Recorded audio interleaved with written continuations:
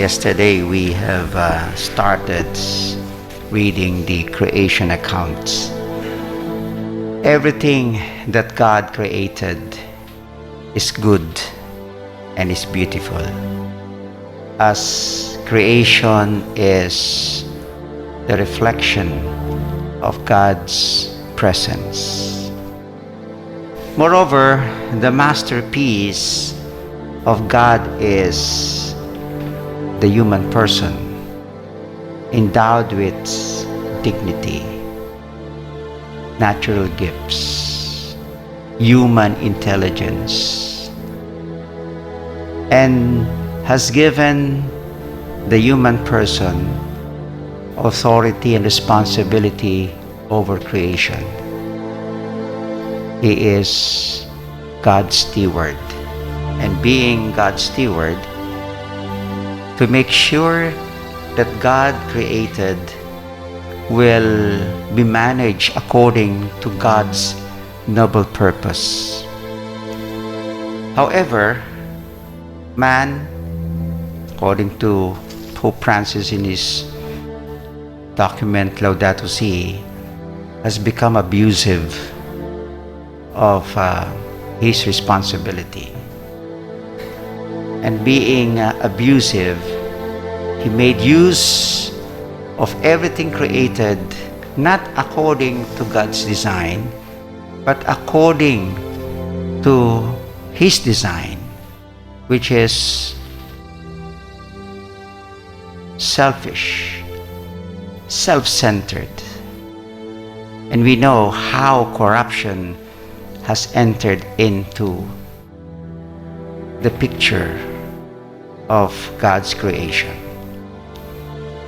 And we see the struggle of human persons with regard to dealing with God's creation.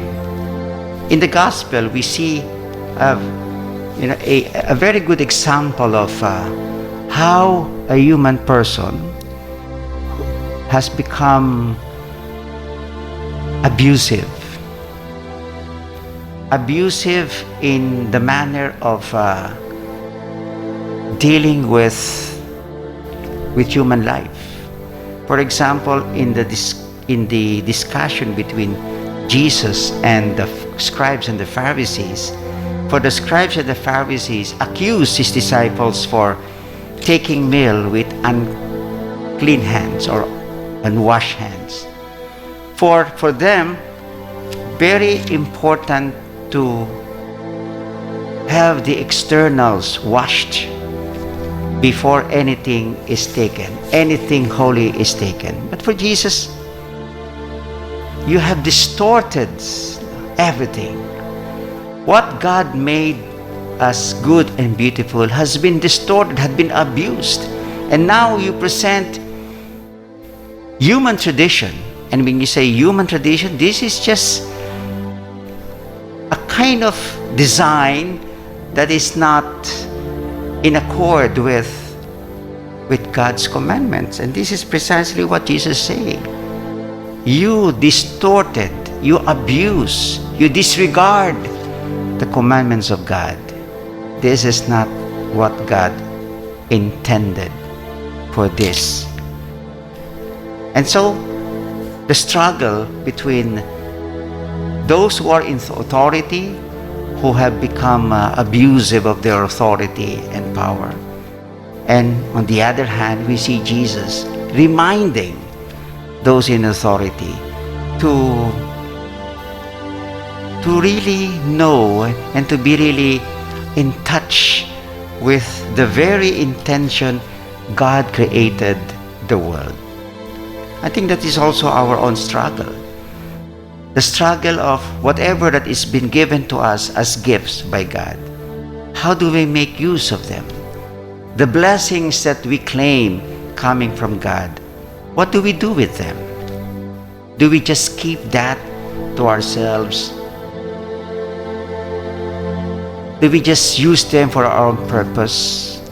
Or do we use them for the purpose for which God created them?